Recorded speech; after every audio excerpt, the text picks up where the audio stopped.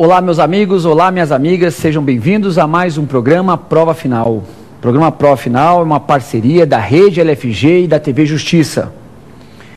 Meu nome é Renato Montan, sou professor de Processo Civil e hoje nós vamos enfrentar 3 modalidades de intervenção de terceiros: nomeação autoria, denunciação da lide, chamamento ao processo. Na verdade, nós vamos falar somente dessas 3 intervenções, porque nós havíamos, num outro programa, falado sobre assistência e sobre oposição.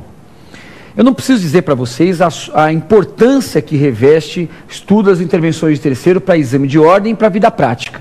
Então o programa hoje é importante que vocês assistam. Se você estiver com sono, dá uma gabaritada, molhe o rosto, porque é importante que nós trabalhemos aí com essas 3 outras modalidades. O nosso programa é dividido em 3 blocos. O primeiro bloco, tema do dia, nós vamos falar sobre essas modalidades específicas de intervenção de terceiro. No segundo bloco, pergunte ao professor. Eu vou resolver perguntas de alunos de todo o Brasil, perguntas de pessoal que vai enfrentar sobre as questões de nomeação, autoria, denunciação e chamamento. E o último bloco, o X da questão, eu vou escolher 2 questões que já caíram em exame de ordem para que a gente possa enfrentar aqui. Então, espero que vocês gostem do programa e vamos começar então com o tema do dia.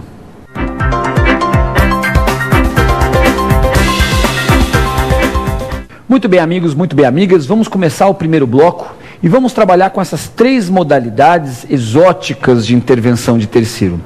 Na verdade, quando nós estudamos assistência e oposição, nós fixamos uma premissa de que terceiro é todo aquele que tem interesse, de alguma forma, de ingressar no processo, porque ele quer ingressar no processo ou porque alguém quer que ele ingresse. Na verdade, toda a questão respeitante à intervenção em terceiro, ela se circunscreve ao limite subjetivo da coisa julgada. Porque, de ordinário, a decisão somente atinge as partes, mas sempre que os efeitos da decisão puderem potencialmente atingir alguém que não for parte, terceiro, portanto, esse terceiro pode entrar no processo. Nós vimos na assistência que o terceiro ingressa para ajudar uma das partes porque tem interesse jurídico em que uma das partes vença. Na oposição, ao contrário. Na oposição, o terceiro ingressa porque aquilo que as partes discutem, sob a sua concepção, lhe pertence. Diferente desses 2 casos, nós vamos falar agora um pouquinho de nomeação autoria, denunciação da lide e chamamento ao processo. E a gente encerra o ciclo das modalidades típicas de intervenção de terceiro. Não só essas 5 existem no ordenamento. Nós temos outras intervenções de terceiro, como o amicus curiae, como a intervenção da União, como o recurso de terceiro prejudicado, dentre algumas outras. Mas, basicamente, essas são as 5 modalidades que o CPC autoriza nos termos do artigo 50 ao artigo 80. E aqui já faço uma consideração. A despeito das intervenções de terceiro no CPC começarem no artigo 56, a assistência é modalidade de intervenção em terceiro. Não há nenhum jurista brasileiro, nenhum, que defenda que a assistência não seja modalidade de intervenção. Então, mesmo que você fique desesperado, lendo o código, acompanhando as aulas de TV Justiça com o código aberto, não tentem se matar, não fiquem agoniados. Tá? A assistência é modalidade de intervenção, mas nós vamos falar de 3 modalidades típicas que estão inseridas nesse capítulo. Vamos falar um pouquinho de nomeação à autoria.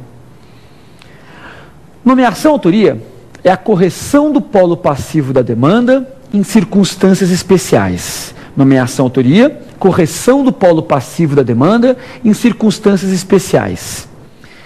A definição por si só não traz nenhuma informação importante para que a gente possa aplicar isso numa prova ou na vida prática. Eu preciso fazer uma consideração com vocês.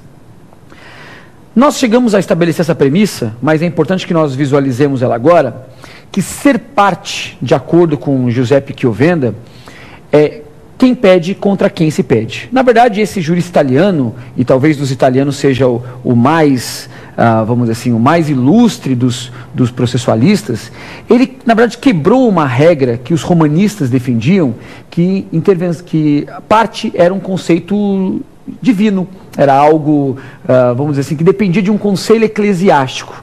E outros, no iluminismo, entendiam que parte era um dom jurídico. É o que o Chiovenda falou, nem Nem é uma questão religiosa, nem é uma questão jurídica. A questão é física, é geográfica, é topológica. Ser parte basta estar no processo. Por isso que hoje, se vocês abrirem 20 manuais de processo, todos vão dizer parte é quem pede contra quem se pede.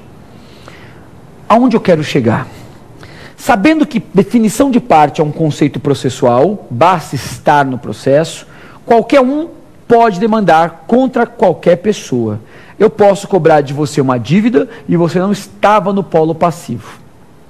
Ocorre que, se você está no polo passivo e você é parte, mas não é parte legítima porque você não contraiu a obrigação, é evidente, é lógico, é intuitivo que o Código de Processo Civil tem que criar mecanismos para que você possa sair do processo. A grande problemática é saber como você pode sair. De fato, se alguém é parte, mas não é parte legítima, não tem o predicado de legitimidade, é possível que você possa ser expurgado do processo. E nós temos duas formas clássicas de sair do processo. A primeira forma de sair do processo é a forma comum, que todos vocês conhecem, que é em contestação, você alega uma preliminar. Então, quando você contestar, você pode arguir uma preliminar de legitimidade de parte, artigo 301, inciso 10, dizendo que você não é parte legítima para figurar no polo passivo. Só que uma consideração importante, quando você é parte legítima, pode ser, e vejam o grifo, pode ser que você saiba quem seja a parte legítima. Basta pensar que você presenciou o acidente de veículo terrestre, você viu quem bateu no carro de quem, mas não foi você o culpado, só que você foi demandado. Como é que você faz num caso desse? Você pode dizer que não foi você, e você pode falar, ó, na verdade, quem foi aquele outro. No bom português, você vai caguetar. Você vai dizer que foi aquele outro sujeito. Aí você me pergunta, isso tem alguma eficácia jurídica? E eu respondo a vocês, nenhuma. Nenhuma. Porque o fato de você não ter vínculo nenhum com aquele terceiro, não autoriza você a denunciá-lo, a trazê-lo ao processo, a nomeá-lo. Ou seja, se você é parte ilegítima, limite-se a dizer, não fui eu não sou o pai, eu não bati no carro, eu não assinei o contrato, eu não estive naquele local.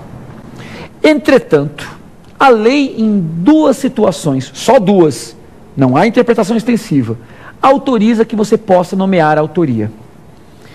O que acontece na nomeação autoria? Na nomeação autoria, você não se limita única e exclusivamente a alegar a sua ilegitimidade, que também não é feita por contestação, mas veremos isso a seu tempo e modo. Você não alega única e exclusivamente a sua ilegitimidade. Você alega a sua ilegitimidade e nomeia a autoria quem praticou o ato ilícito. E você é obrigado a fazer isso.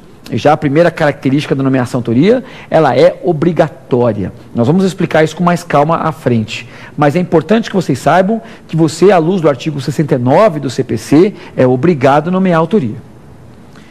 A pergunta é, quais são os casos em que se nomeia autoria hoje no Brasil? São dois. O primeiro caso é o do mero detentor, previsto no artigo 62 do CPC. O detentor, e aí eu vou dar um exemplo fácil e de fácil consumo aí no direito civil, eu vou dar um exemplo clássico do caseiro. Vamos imaginar que alguém invadiu uma gleba de terra. Alguém invadiu uma gleba de terra. Só que esse alguém que invadiu a gleba de terra e praticou esbulho é um poceiro chique. Colocou lá na gleba de terra um caseiro. Então ele invadiu, chegou lá, bonitão, invadiu e colocou um caseiro. Esse caseiro está lá. Para ele, que foi contratado, não faz ideia se a terra é do sujeito. Ninguém que vai querer um emprego vai falar assim, eu vou trabalhar aqui, então, por favor, o senhor pode me mostrar o título de propriedade? Por favor, eu queria ver a matrícula do imóvel. Claro que não.